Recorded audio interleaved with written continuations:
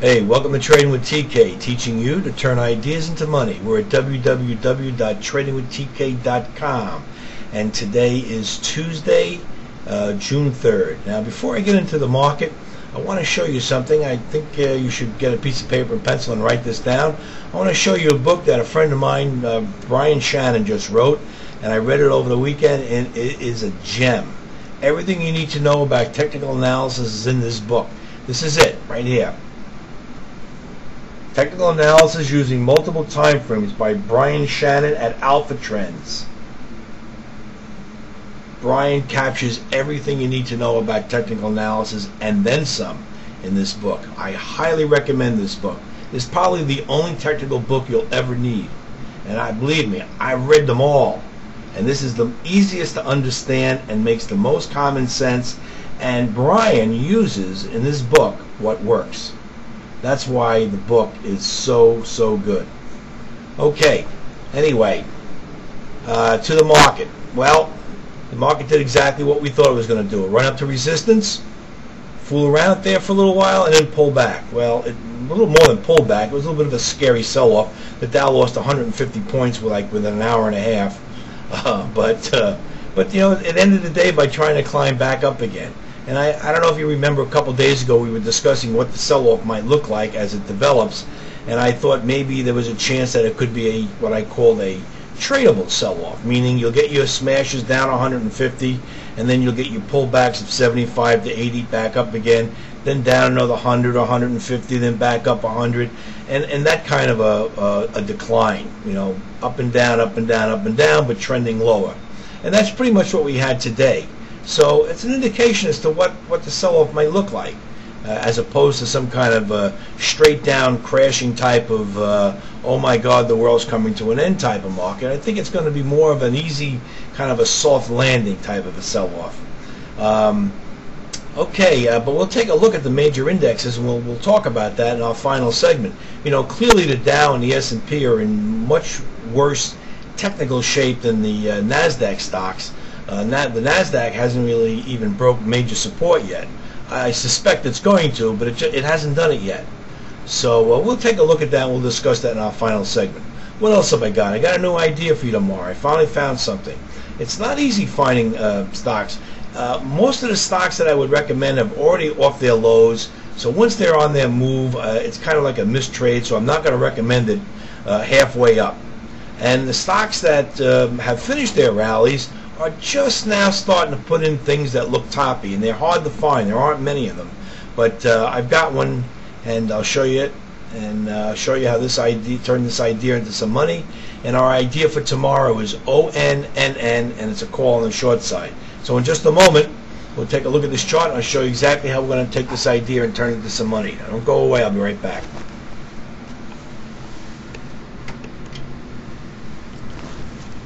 Okay, we're looking at a daily bar chart of ONNN, and this is a call on the short side. We'll be looking to sell this stock short tomorrow somewhere between $9.60. It's just about where it closed, up into $9.75 to $9.80. Might get a little bit of a kickback tomorrow morning. My target on the downside is $6.80, right in here. Now, what do I see? Let me tell you why I think this stock is a short. First, I'm going to turn it into a 9-day chart because I need to show you this picture. The bottom of this formation right here that I'm drawing this line in is a big resistance area right there. Now I'm going to turn it back into a 1-day chart. And that line comes out right, it's amazing, right at the top of this formation. Okay, what else do I see? I see left shoulder, I see right shoulder, and I see a head. And this formation looks just like a lot of our major indexes also, with this head sticking up. And on top of that, we're also putting in a descending triangle right here. See it? So it's a bearish formation. I think the stock's going to roll over. It's in a resistance area. It's got a lot going for it on the downside, that is. So let me recap that. That's ONNN is a call on the short side. I think we can make $3 on that trade. Okay, no winners or losers, and nothing that we didn't buy anything or sell anything yesterday, so I have nothing to show you from yesterday. So let's get right into the major indexes.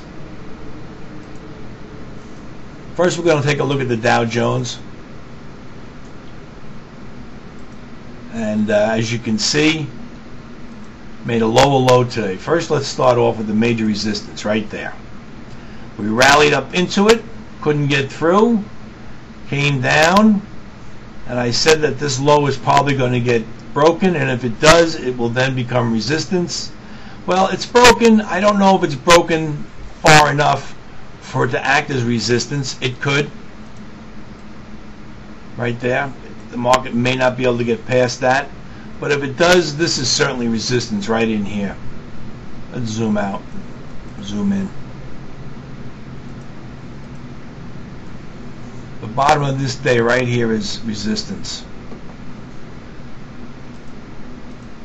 And I do believe that this probably will act as resistance also. This old low, the fact that we broke it.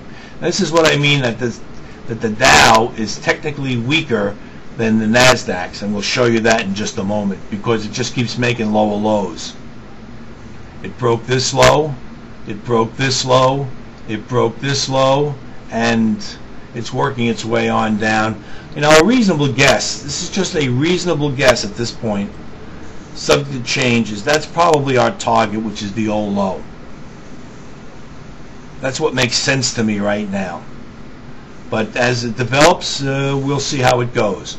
Okay, let's look at the transportation average. Look at this big head and shoulders pattern here.